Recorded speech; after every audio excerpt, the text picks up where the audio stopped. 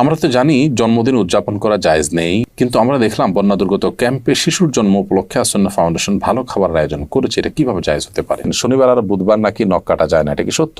ঘুমানোর জায়গায় নামাজ পড়লে নামাজ হবে কিনা? ভাদ্র মাসে মেয়ে বিয়ে দিলে অমঙ্গল হয় বলে গ্রামাঞ্চলে শোনা যায়, এটা কি সঠিক? আমাদের এলাকায় কিছু মানুষ বলে কবরে মাটি দিলে তিনি 3 মুষ্টি দিতে হবে, এর কম দেওয়া যাবে না, এটা কি ঠিক? 4 রাকাত নামাজ ভুলে 3 রাকাত পড়ে সালাম ফিরিয়ে ফেললে করণীয় কি? কোনো মহিলা অন্তঃসত্ত্বা থাকা অবস্থায় তার কোনো আত্মীয় মারা গেলে তাকে দেখতে দেওয়া হয় না, এতে নাকি মৃত ব্যক্তির কষ্ট হয়। আসলে কি অন্তঃসত্ত্বা অবস্থায় মৃত ব্যক্তিকে দেখার পরে নিষেধাজ্ঞা আছে? জোহরের সুন্নতের 3য় রাকাতে থাকা অবস্থায় জামাত শুরু হয়ে গেলে করণীয় কি? চলুন তাহলে আর বিলম্ব না করে আমরা প্রশ্নোত্তর আলোকিত প্রবেশ করি। আমাতুল্লাহ আফরোজ আপনি লিখেছেন শনিবার আর বুধবার নাকি নখ কাটা যায় না, এটা কি সত্য? নখ কাটার নির্দিষ্ট কোনো দিনক্ষণ নাই যে এই সময় নখ কাটতে হবে বা এই সময় নখ কাটা যাবে না। সারা সপ্তাহের যে কোনো সময় যে কোনো দিন রাতে দিনে আপনি নখ কাটতে পারবেন। শুক্রবার নখ কাটাকে কেউ কেউ মুস্তাহাব বলেছেন, কোন সালাফের আমল রয়েছে। এর বাইরে আসলে এটাকে সুন্নাহ বা ওই দিনই কাটতে হবে এমন কোনো বাধ্যবাধকতা নেই, আর নিষেধাজ্ঞা তো কোনো দিনের জন্যই নাই। বিদায় শনিবার বুধবারে নখ কাটা যাবে না মর্মে কথা যদি কেউ বলে থাকেন, সেটি নিছকই কুসংস্কার এবং দলিলবিহীন একটি কথা। এমনি আমজাদ হোসেন আপনি লিখেছেন ঘুমানোর জায়গায় নামাজ পড়লে নামাজ হবে কিনা? যে জায়গাটা আপনি ঘুমিয়ে থাকেন বা শুয়ে থাকেন বা যেটা আপনার শোবার ঘর, শোয়ার জায়গা, সেখানে নামাজ পড়েছেন, যদি পবিত্র হয়, পাক হয়, নামাজ হয়ে যাবে, কোনো অসুবিধা নেই। তবে নামাজের যাতে মনোযোগ থাকে সেরকম জায়গা থাকা উচিত। ধরুন সেখানে ঘুমানোর জায়গা, সেখানে হয়তো কালারফুল নানা বিছানা আছে, সেটা আপনার মনোযোগ নষ্ট হতে পারে। এরকম হলে সেখানে বিছানা বিছিয়ে নেবেন, জানামাজ বিছিয়ে নেবেন বা এমন কিছু বিছিয়ে নেবেন যে আপনার মনোযোগকে নষ্ট না করে। এমডি মুস্তাফিজুর রহমান লিখেছেন তেলাওয়াতের সেজদার বিধান কি? যদি সেজদা না করা হয় তাহলে কি গুনাহ হবে? ভাই মুস্তাফিজুর রহমান, তেলাওয়াতের সেজদা দেওয়া ওয়াজিব। আপনি কোরআন কারীমের সেজদার যে আয়াতগুলোতে সেজদা বিষয়ক নির্দেশনা রয়েছে এবং তার পাশে সেজদা লেখা আছে, এগুলো তেলাওয়াত করলে আপনাকে সেজদা দিতে হবে। আর সেজদা যদি আপনি না করেন, যেহেতু ওয়াজিব, অতএব ওয়াজিব তরকের গুনাহ হবে। জান্নাতুল ফেরদাউস লিখেছেন কোনো মহিলা অন্তঃসত্ত্বা থাকা অবস্থায় তার কোনো আত্মীয় মারা গেলে তাকে দেখতে দেওয়া হয় না, এতে নাকি মৃত ব্যক্তির কষ্ট হয়। আসলে কি অন্তঃসত্ত্বা অবস্থায় মৃত ব্যক্তিকে দেখার পরে নিষেধাজ্ঞা আছে? সম্পূর্ণ ভিত্তিহীন এবং কুসংস্কারাচ্ছন্ন কথা। অন্তঃসত্ত্বা থাকা অবস্থায় অনেকগুলো কুসংস্কারের কথা আমরা জানি। এটা কাটা যায় না, সেটা কাটা যায় না, তারপরে চন্দ্রগ্রহণ হলে বাহির হওয়া যায় না, তারপর এই যে আরেকটা নতুন করে শুনলাম যে কোনো আত্মীয় মারা গেলে তাকে দেখা যায় না। একেবারেই ভিত্তিহীন কথা। আপনি যাদেরকে জীবদ্দশা দেখতে পারতেন, মৃত্যুর পর তাদেরকে দেখতে পারবেন। ধরুন আপনার শ্বশুর মারা গেছে, তো আপনি তাকে দেখতে পারবেন। যার সাথে আপনার দেখা দেওয়া যায় তাকে আপনি দেখতে পারবেন। অন্তঃসত্ত্বা হওয়া বা না হওয়ার কোনো সম্পর্ক এর সাথে বা এর কারণে কোনো পার্থক্য বিধানের ক্ষেত্রে হবে না। এমনি দেলোয়ার হোসেন লিখেছেন আমি গরু পালন করি, অনেক সময় গরুর প্রস্রাবের ছিটা কাপড়ে লাগে, এই কাপড় পরে নামাজ পড়া যাবে কি না? ভাই দেলোয়ার হোসেন, আপনি যে গরু লালন পালন করেন, এই গরু লালন পালন করতে গিয়ে যদি ছিটা পড়ে, সেই ছিটা যদি শুয়ের আগার সমপরিমাণ হয়, এরকম ক্ষুদ্র ক্ষুদ্র ছিটা যদি পড়ে 2-4টা, কোনো অসুবিধা নেই, এতে অসুবিধা হবে না। কিন্তু যদি অনেক বেশি পেশাব লাগে, ছিটা নয় বরং ফোঁটা পড়ে, অনেক ফোঁটা পড়ে, তাহলে সেক্ষেত্রে সেই কাপড় আপনাকে পরিবর্তন করে বা কাপড়ের সেই জায়গাটা ধুয়ে, যেখানে লেগেছে ধুয়ে আপনাকে নামাজ পড়তে হবে। আমাদের এলাকায় কিছু মানুষ বলে কবরে মাটি দিলে তিনি 3 মুষ্টি দিতে হবে, এর কম দেওয়া যাবে না, এটা কি ঠিক? না, এরকম কোনো বাধ্যবাধকতা নেই যে কবরে মাটি 3 মুষ্টির কম দেওয়া যাবে না, দিলে কোনো হবে এমন কোনো কথা নেই। কবরে মাটি আপনি 3 মুষ্টি, 5 মুষ্টি, 7 মুষ্টি, 6 মুষ্টি, যা খুশি দিতে পারেন। এমনকি মুষ্টিতে দিতেই হবে এমন কোনো বাধ্যবাধকতাও নেই। আপনি কোদাল দিয়ে দিতে পারেন, অন্য কোনোভাবে দিতে পারেন। মৃত ব্যক্তিকে দাফন করা ফরজে কিফায়া। সমাজের কিছু মানুষ যদি সেটি করেন, সবার তরফ থেকে সেটি আদায় হয়ে যায়। অতএব মৃত ব্যক্তিকে দাফন করার এই কাজে আপনি শরীক হলেন, একটু মাটি দিলেন, এটা সবের কাজ, সেটা আপনি করেন। বাট আপনার এটা মাথায় রাখা দরকার যে 3 মুষ্টি দিতে হবে এরকম কোনো বাধ্যবাধকতার কথা কোরআন বা সুন্নাহর কোথাও বলা হয়নি। এমডি মুখলেসুর রহমান আপনি লিখেছেন 4 রাকাত নামাজ ভুলে 3 রাকাত পড়ে সালাম ফিরিয়ে ফেললে করণীয় কি? 4 রাকাত নামাজ যদি 3 রাকাত পড়ে সালাম ফিরিয়ে ফেলেন এবং সালাম ফেরানোর সাথে সাথে মনে পড়ে, তাহলে ওই অবস্থা আপনি দাঁড়িয়ে যাবেন, আরো 1 রাকাত যুক্ত করে তারপর শেষে সেজদায়ে সাহু দিবেন।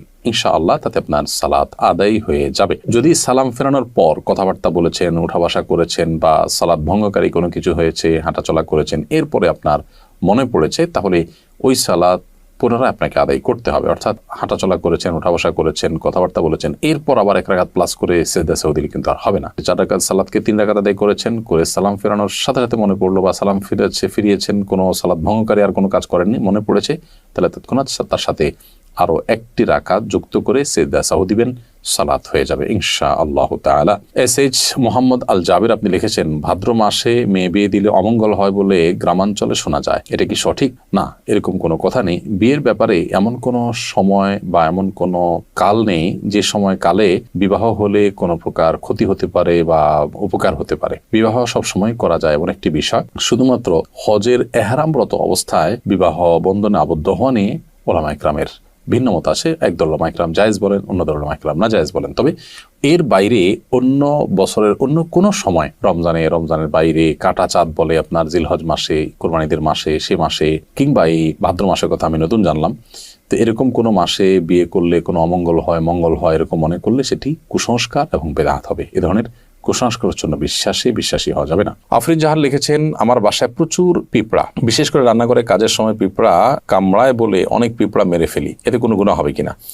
পিঁপড়া যদি আপনি মারেন এতে গুনাহ হবে না, কিন্তু আগুন দিয়ে পুড়িয়ে পিঁপড়া মারবেন না, এ ব্যাপারে নবী সাল্লাল্লাহু আলাইহি ওয়াসাল্লামের নিষেধাজ্ঞা রয়েছে। এর বাইরে আপনার পিঁপড়ার উপদ্রব থেকে বাঁচার জন্য আপনি সেটা মেরে ফেলতে পারেন। যে কোনো প্রাণী আমাদের যদি উপদ্রবের কারণ হয় তাহলে সেটা থেকে আত্মরক্ষার জন্য আমরা সেটি মারতে পারি, কিন্তু নির্মমভাবে বা অপ্রয়োজনে কষ্ট দিয়ে তাকে তিলে তিলে শেষ করা বলতে যেটা বোঝানো হয় সেটা করা জায়েজ হবে না। জোহরের সুন্নতের তৃতীয় রাকাতে থাকা অবস্থায় জামাত শুরু হয়ে গেলে করণীয় কি? জোহরের সুন্নতের তৃতীয় রাকাতে আপনি আছেন, এমন অবস্থায় জামাত শুরু হয়ে গেলে আপনি আরেক রাকাতের সাথে প্লাস করবেন এবং তাড়াতাড়ি সেটা শেষ করে জামাতে শামিল হয়ে যাবেন।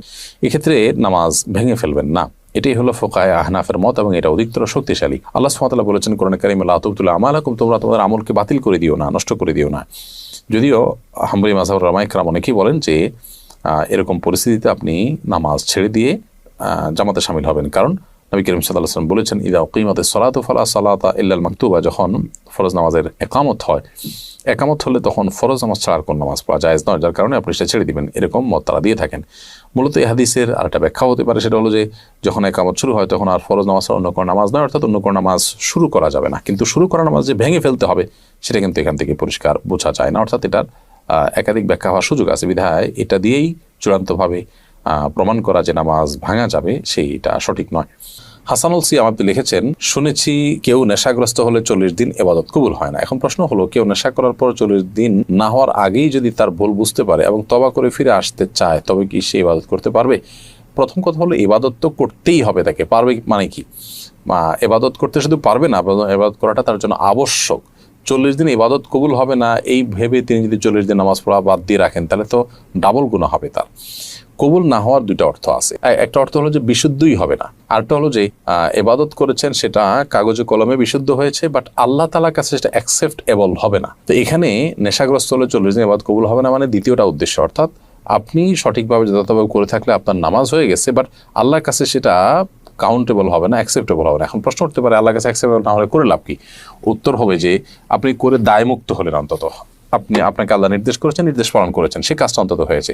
আল্লাহ কবুল কি করলেন না সেটা তো আরেকটা বিষয়। তো এই জন্য এরকম পরিস্থিতিতে নামাজ বা অন্যান্য ইবাদতগুলো আমাদের ঠিক অব্যাহত রাখতে হবে।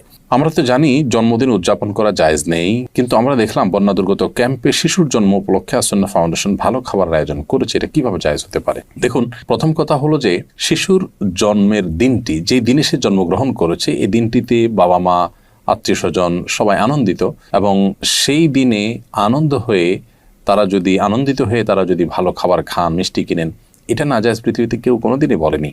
শিশুর জন্মের দিনে ভালো খাবার ব্যবস্থা করা আর প্রতি বছর জন্মদিন উদযাপন করা, কেক, মোমবাতি সহ, যেগুলোর প্রত্যেকটার আলাদা আলাদা ধর্মীয় ব্যাখ্যা আছে। কেক কেন ব্যবহার হয় জন্মদিনে, অন্য কোনো কিছু থাকতে কেক কেন, মোমবাতি কেন জ্বালানো হয়, এগুলো নিয়ে আপনি যদি একটু সোশ্যাল মিডিয়াতে অথবা আপনি গুগলে যদি সার্চ করেন তাহলে দেখতে পারবেন যে এর পেছনের রহস্যগুলো কি।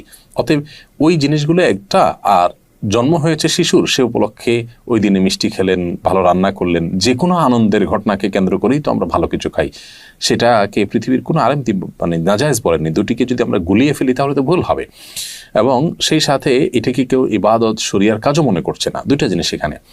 জন্ম দিবস উদযাপন যেটি বছর বছর হয়ে থাকে, সেখানে যে সমস্ত আইটেমের প্রয়োজন হয় সেগুলো অগ্নিপূজকদের বিভিন্ন বিশ্বাস থেকে এসেছে, তাদের কৃষ্টি বা কালচার।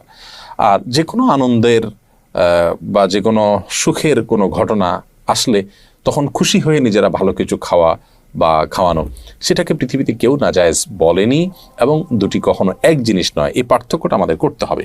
আমরা অনেক সময় এই বিষয়গুলোকে গুলিয়ে ফেলি। অ্যাক্সিডেন্টের কারণে আমার পায়ে প্লাস্টার লাগানো হয়েছে, এটা ভেজানো যাবে না, এমত অবস্থায় গোসল ফরজ হলে কি করব? অ্যাক্সিডেন্টের কারণে আপনার পায়ে যে প্লাস্টার লাগানো হয়েছে পায়ে বা হাতে, সেই প্লাস্টার যদি ভেজানো না যায় পানিতে, তাহলে ওখানে প্লাস্টিক দিয়ে বিভিন্নভাবে পেঁচিয়ে তারপর আপনি গোসল করবেন। আর যদি সেখানে প্লাস্টিক দিয়ে পেঁচিয়ে গোসল করলেও পানি লেগে যাওয়ার আশঙ্কা থাকে, তাহলে কোনোভাবে কোনো কিছুতে রেখে উঁচুতে কোনোটা মোড়াতে বা কিছুতে রেখে এরপর আপনি আলতো করে পানি দিয়ে বাকি শরীর ধোবেন এবং সেই ব্যান্ডেজের জায়গাটা বা প্লাস্টারের জায়গাটা ভিজা হাত দিয়ে উপর দিয়ে আপনি মুছে নেবেন। ব্যাস, তাতে ইনশাআল্লাহ আপনার গোসল হয়ে যাবে। একইভাবে আপনি উযুও করবেন।